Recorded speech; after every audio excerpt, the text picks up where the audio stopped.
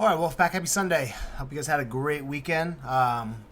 Big shout out to all of the judges, spectators, volunteers, athletes, everybody who came out or had a part in Saturday's Spring Fling, whether it was being at the actual event or helping set up Friday night or through the entire process. Huge shout out to you guys. Thank you so much.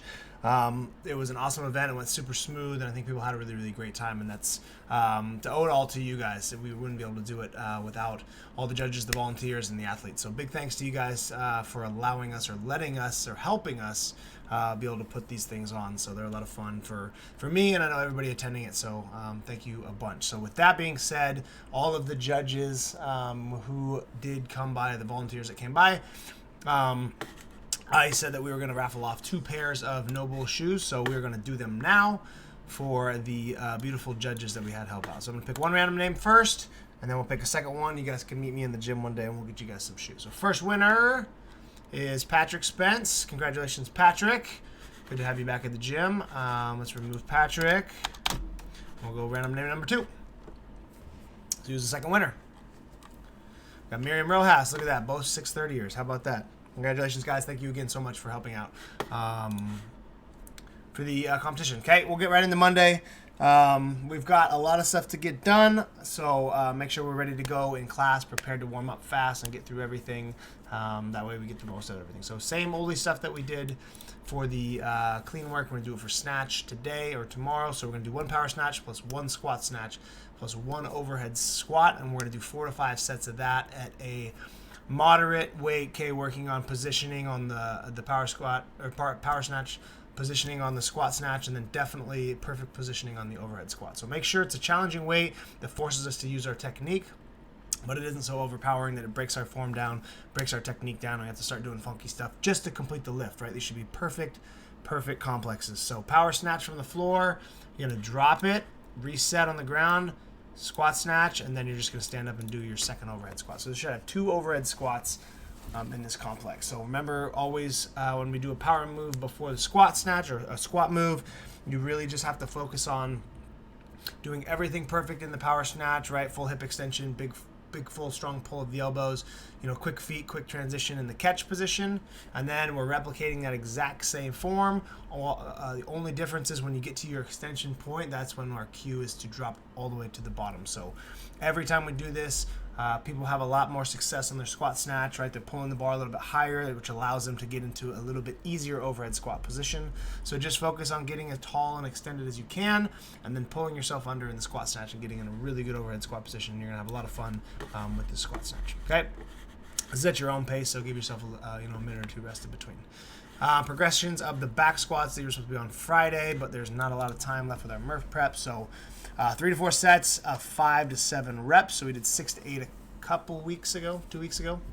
So we're gonna add a little bit of weight to that. We're still gonna do the same tempo, so 3 seconds on the way down, no pause in the bottom. Okay, so slow your tempo down, control it slower than your normal squat. As soon as you hit the bottom of your squat position, okay, we're gonna drive out of the bottom. We're not really necessarily looking for just like a bounce.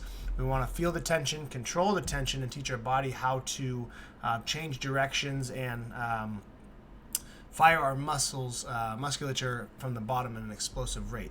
So if you go 3 seconds down and then you just disengage and you just use your bounce, we're not actually training the musculature to fire together in an explosive fashion. So control yourself down, hold your tension. As soon as you hit the bottom, okay, we should have a little bounce, but not like a bounce. Should just a little, right? Kind of like a rubber band exploding, where we're using that tension to drive ourselves out of the bottom of the squat. Okay, so have some fun with this. I love tempo back squats, especially with no pause. To feel everything, stay in a good position, hit the bottom, and work on a good strong explosion up. Okay. Metcon, it's a little confusing with the rep scheme, but if I wrote it how it's supposed to go, it would literally be all the way down here. Okay, so bear with me here. It's a 3-minute AMRAP for 3 sets. You're working for 3 minutes. You're resting for 1 minute. And you're going to add 3 reps on power cleans every 3rd set, and you're going to add 3 reps of wall balls every single set. And we've done a ton of these kind of sets in the past. So if you've been around, you kind of probably remember these. So round 1 is 3 power cleans, 3 wall balls, 3 power cleans, 6 wall balls, 3 power cleans, 9 wall balls. And then we're going to go 6, 12, 6, 15, yada, yada, yada, all the way up, okay? You're going to rest a minute and pick up where you left off in this AMRAP. So say you get 3-3, 3-6, 3-9, 3. We're going to rest a minute, and then you're going to pick up with the remaining 3 in this 6, and you'll keep cruising 12, 6, 15, 6. Maybe you get 10 of the wall balls here, rest a minute, and then you pick back up with the remaining 8. We're just going to go for rounds and reps. So choose a power clean weight that you could hang on to for all 3 in a row, but I think in this workout, honestly, you're going to want to just do quick singles the entire time because you're going to want to stay on the wall ball for as big a sets and as long as you can, right? If you hang on to the power cleans, the descent down is going to fatigue your grip, your shoulders, your midline. You're not going to be able to breathe. Your heart rate's going to spike, and then you're going to go and do a bunch of wall balls, and you're not going to actually recover at all. So I think your recovery should take place in the power cleans, since you can rip a power clean and drop it and rest and breathe, okay, rather than trying to like rest and recover during your wall balls, which you should always be doing is breathing and good movement patterns in here to be as recovered as possible. But you're moving the entire time, you're dynamic. This, right, you can pick it up, get it on your shoulders, and drop it. So I would approach this singles the entire way, and I think you're going to be a lot more successful. You're going to have a lot more gas for the wall balls, which take the longest as the workout kind of moves forward. So other than that, choose a wall ball that you can get through unbroken, unbroken, unbroken, probably unbroken, and then depending on where your rest is at, you may need to break starting around the 15s or so, but should be a very movable ball, a very comfortable ball to throw to our target. Other than that, beautiful Monday. I'm excited to get back to another week of workouts. If you have questions, let me know. If not, toodles, and we'll see you in the gym. Bye.